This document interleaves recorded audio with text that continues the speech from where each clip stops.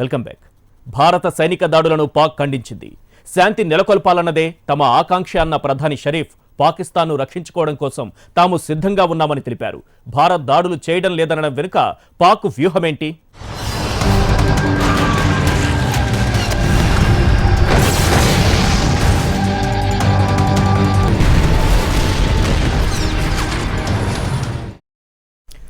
Sir, వెంటనే Nawaz Sharif reaction ఒకసారి చూస్తే శాంతి నెలకొల్పాలన్నదే మా ఆకాంక్ష అని అంటూనే మమ్మల్ని బలహీనులుగా చూడొద్దు అని అంటున్నాడు.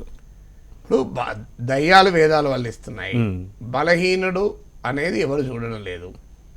బలహీనుడు బలవంతుడు అనేది సమస్య కాదు.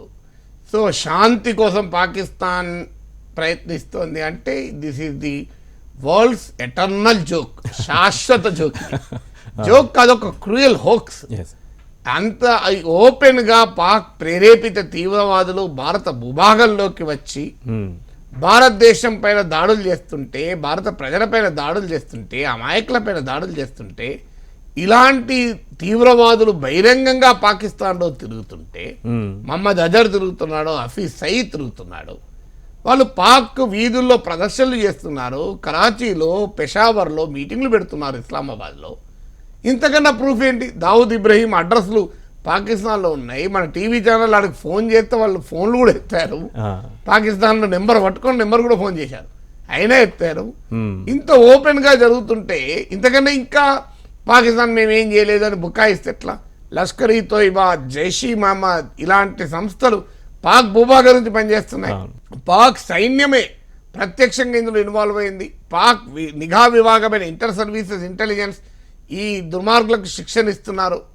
పర్వేజ్ ముషరఫ్ లాంటి పాక్ మాజీ అధ్యక్షుడు బహిరంగంగానే చెప్పుకున్నారు, మేము ఇలాంటి పనులు చేస్తున్నామని. పాక్ సైనిక జనరల్ చెప్పారు. ఒసామా బిన్ లాడెన్ ఇస్లామాబాద్ పక్కనే దొరికాడు కదా, ఇంతకన్నా ఇంకేం కావాలి? ఈ శాంతి కాముక దేశం అయ్యే ఒసామా బిన్ లాడెన్ ఇంట్లో పెట్టుకున్నదా? పూర్తిగా ఒక మిలిటరీ కార్యాలయాల మధ్య ఇస్లామాబాద్కు సమీపంలో ప్రపంచంలో నెంబర్ 1 తీవ్రవాదైన అల్ఖైదా చీఫ్ ఒసామా బిన్ లాడెన్ను అమెరికా వాళ్ళు దాడి చేసి చంపారు కదా. ఇది ఇంతకన్నా ఎక్కువ మన ఇండియాలో దొరకలే కదా, వాడు హైదరాబాద్లో దొరికిందా? దొరకలే కదా. బిన్ లాడెన్ ఇస్లామాబాద్ పక్కన దొరికాడు. పోనీ కొన్ని ఏళ్ళు ఇస్లామాబాద్లో దగ్గరలో ఉన్నాడు, కొన్ని ఏళ్ళు ఇస్లామాబాద్ దగ్గర ఉండి ఒసామా బిన్ లాడెన్ చెస్ ఆడుకుంటూ కూర్చున్నాడా, లేదా క్యారమ్స్ ఆడుకుంటూ కూర్చున్నాడా? వాడు ఏం చేశాడు? పాకిస్తాన్ గడ్డపై నుండి ప్రపంచమంతా తీవ్రవాద దాడులు చేయించాడు కదా. పోనీ వీడు ఎవరికి తెలియడా? అంత పెద్ద బిల్డింగ్లో ఉన్నాడు. ఇవాళ ఇంత ఇంటెలిజెన్స్ నెట్వర్క్ డెవలప్ అయింది, ఇంత టెక్నాలజీ డెవలప్ అయింది, వాడు అక్కడ ఉన్నాడని పాకిస్తాన్కి తెలియదా? పాక్ ప్రభుత్వానికి తెలియకుండా బిన్ లాడెన్ ఏళ్ళ తరబడి కాపురం చేశాడు అక్కడ. కామన్ సెన్స్ చెప్తుంది కదా. ఇంతకన్నా ఇక అందుకొరకు ఇంకా మేము శాంతి కాముక దేశం అంటే అది కరెక్ట్ కాదు. అదే సమయంలో భారతదేశ మీడియా, భారతదేశ రాజకీయ కార్యకర్తలకు కూడా ఈ వార్ మాంగరింగ్ కూడా మంచిది కాదు. ఎందుకంటే వార్ మాంగరింగ్ ఇప్పుడు కొన్ని ఛానల్స్ ఆల్రెడీ యుద్ధం వచ్చినట్టుగా, యుద్ధ మేఘాలు కమ్ముకొనడమే కాదు యుద్ధ వర్షం కురుస్తున్నట్టుగా క్రియేట్ చేస్తున్నారు. సెన్సేషనలిజం దేశ భద్రతకు సంబంధించింది కాదు. ఇప్పుడు ఇంతకుముందు నేను ఈ ప్రోగ్రాంకి వస్తుంటే మన సభేటర్లు అడుగుతున్నారు, సార్ మరి వేరే ఛానల్లో అసలు యుద్ధం అయిపోయిందా అన్నట్టు చూపుతున్నారు సార్, మనం వెనకబడతలేమా అని. నేను అన్నాను, మనకు దేశం ముఖ్యం, వృత్తి second, first country second profession. నా ప్రొఫెషన్ కొరకు, నా సౌండ్ టీవీ రేటింగ్ల కొరకు గుడ్లప్పగించి జనం నా ఛానలే చూడాలి కనుక మనం యుద్ధ వాతావరణాలు సృష్టించకూడదు. చాలా సంయమనంతో బాధ్యతతో మీడియా వ్యవహరించాలి. ఎందుకంటే ఈ వార్ మాంగరిజం అనేది కనుక మొదలైతే దేశంలో అన్ని సమస్యలు పక్కపోతాయి. ఇక ఎవరు అడిగినా మొదలు పాకిస్తాన్ సంగతి చూస్తేనే మాకు ఉద్యోగాలు వస్తాయి, పాకిస్తాన్ సంగతి చూస్తేనే మా ధరలు పెరుగుతాయి. దీని ప్రభావం మనకు ఉంటుంది. ఇవాళ ఒక సర్జికల్ దాడులు జరిపామని ప్రకటించిన వెంటనే రూపాయి ఘోరంగా పతనమే.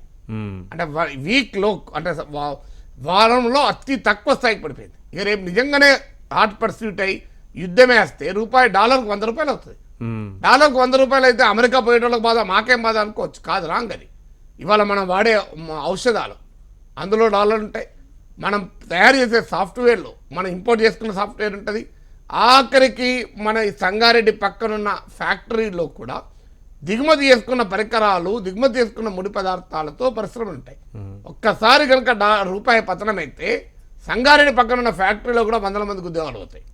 మరి దాన్ని కోరుకుందాము మనం. అందువల్ల యుద్ధం వస్తే అదేదో ప్లెజర్ కాదు. యుద్ధం అంటూ వచ్చినప్పుడు, దేశంపై శత్రువు దాడి చేస్తున్నప్పుడు కష్టమైన నష్టమైన శత్రువుని ఎదుర్కోవాల్సిందే. అవును. అక్కడ మాత్రం ఇంకే మినహాయింపు లేదు. కానీ అదే సమయంలో యుద్ధాన్ని మనం కోరుకోకూడదు, యుద్ధాన్ని ఆశించకూడదు, యుద్ధం రాకపోయినా వచ్చినట్టు క్రియేట్ చేయకూడదు, యుద్ధం రావడానికి మనం దోహదపడకూడదు.